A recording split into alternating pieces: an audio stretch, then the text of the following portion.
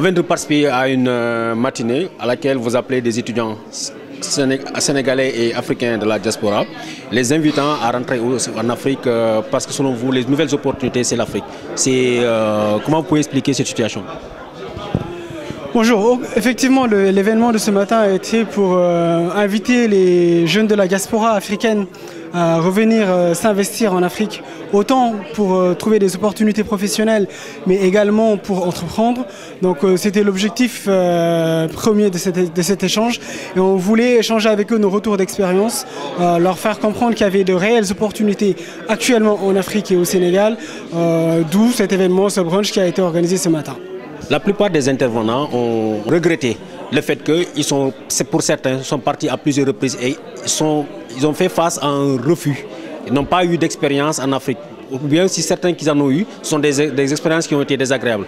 Comment pouvez-vous encourager ces gens-là? Qu'est-ce que vous leur offrez en arrière? Alors donc, on s'est rendu compte que la plupart du temps, les gens n'ont pas accès à la bonne information. C'est pour ça en fait, nous avons pris vraiment le pari de quitter le Sénégal pour venir leur apporter des informations concernant les opportunités qui existent sur le terrain, mais également en fait, les encourager à ne pas lâcher, à en fait, continuer à solliciter davantage les entreprises qui ont quand même des besoins. La plupart des gens qu'on a rencontrés ce matin, c'est des gens qui sont bien formés, qui sont dans de très grandes entreprises, qui ont été en tout cas dans les grandes écoles, en tout cas en France. Et ces gens-là, c'est, on va dire, une vraie chance pour l'Afrique de compter sur eux pour son développement.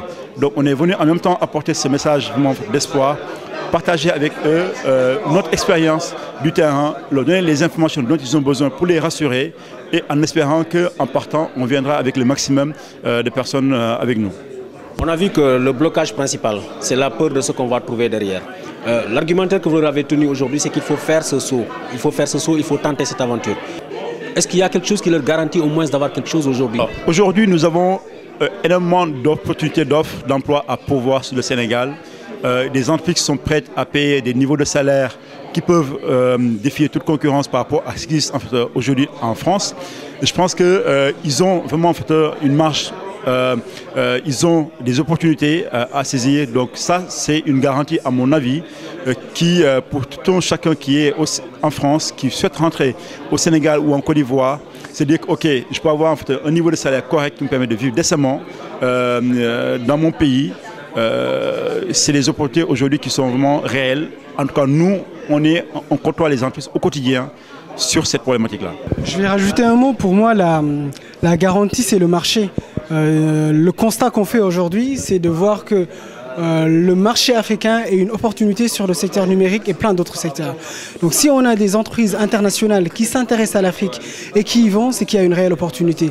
Donc la garantie pour moi, elle est là et nous invitons encore une fois tous les jeunes africains de la diaspora à rentrer et à venir travailler et construire le continent.